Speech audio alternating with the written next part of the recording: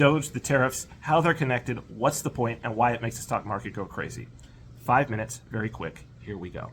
What is the goal of DOGE? What is the goal of the tariffs? And why do you think that they are two separate things?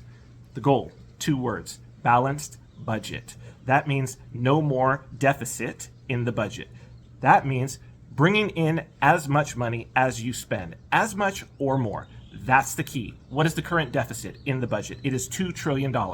Howard Lutnick, who is the current Secretary of Commerce, and Elon Musk put together the plan that they were going to balance the budget. That meant that they were going to have to raise more money and reduce spending. Elon Musk, with DOGE, said, I will cut $1 trillion in spending. He's saying that that is waste, fraud, and abuse. Now, some of that is going to be people's pet projects. One man's waste is another man's paycheck. That's what got people really upset in that situation. His thing, $1 trillion.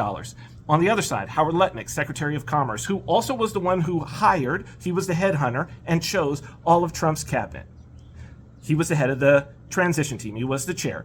He said, I will raise another $1 trillion. If you saw a previous video that I did about onshoring US dollars, we'll talk about that more. That's a part of it. Why do they want to balance the budget? Another two words, tax cuts. Tax cuts.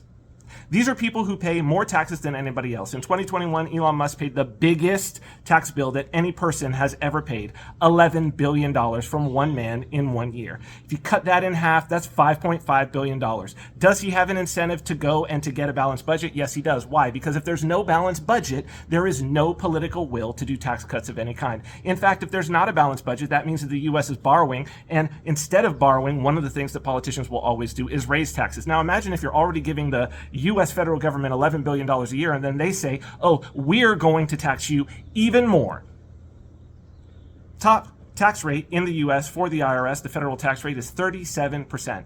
That means if you make $1 million, that's for over $600,000 a year being made for an individual. That means if you make over $1 million as an individual, you are going to pay $370,000 to the U.S. government. Now, you might say, well, that's only 37%, and you've still got a lot. You've still got 500 and something left, 600 and something left. Well, you're still going to feel some kind of way. $370,000 is still $307,000. There's a lot that you could do with that, and I'm sure that you believe that you could do better with that money than the government is going to do with your money. And so they want tax cuts. So this is the situation, though.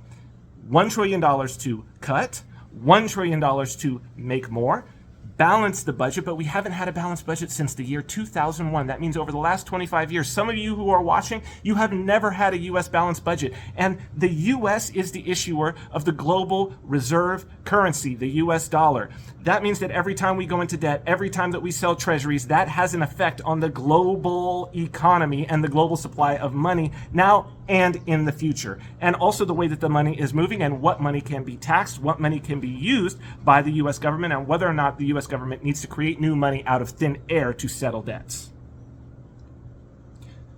So, why would the markets go crazy? Well, because every single company in the stock market, especially those that are the most successful, have been doing their business in an environment where the budget is not balanced, where $2 trillion a year is borrowed. There are creditors. Those creditors benefit from being creditors of the U.S. government and from the money that will come in the future to them. And so now the apple cart is being upset. Now, I'm not a Trump supporter. I don't know for sure that this little gambit that they're doing is, 1, even supposed to be done, 2, is coming with the best of intentions, or 3, will succeed. But what I do know is this: nobody is arguing against what's going on based upon the actual goal. They've been telling you what it is that they're going to do. Howard Lutnick especially has been explicit, and you're still arguing from some ideological standpoint. They're trying to balance the budget. They're trying to balance it because they want tax cuts. Start there, and then let's talk.